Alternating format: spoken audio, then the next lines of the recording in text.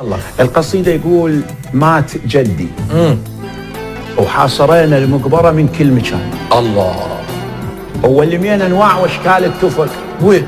وعلى رؤوس الزلم كسرنا الحساب المفطح والبيارق والفشل. جسمتوا على رؤوس الزلم. حلو. كسرنا الحساب البيارق والمفطح والفشل والمهوس حضر قدام يوم خذ مليونين شيح نعرف. الله. وقال لي يدك كلف كبير. وراح اوصفه بالكرم حاتم الطيب. الله. وراح اصوغ له صياغه كم وصف. صقت هوس عليه هوسات ابد ما كان نبشانه. خطير. وسواه مثل ابن شداد بالطق الفردانه. واذا صار المحل والعوز يتلت لحم درعانه سواه بالطق جهدومه وبالعوز يتلت هدومه معدل كله سولف لي. معدل كل معدل. ويدي جد بالتابوت يلطم. للاسف ما حد يسمعه. الله. انا سمعه وما اسمعه. يصيح بس ردوا علي ولكم اقروها الوصيه.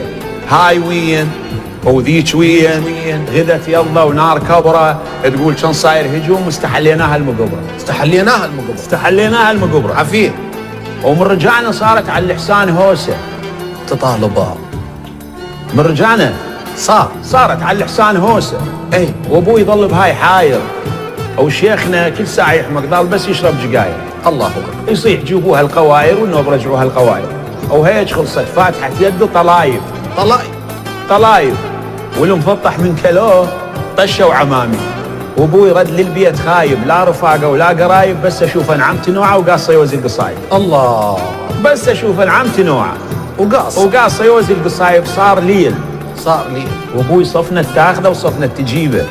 يصفق جفوفه ويونونت العليل وكان سمعه يحاكي امي يقول لها خرج الفاتحه كلش تجيل.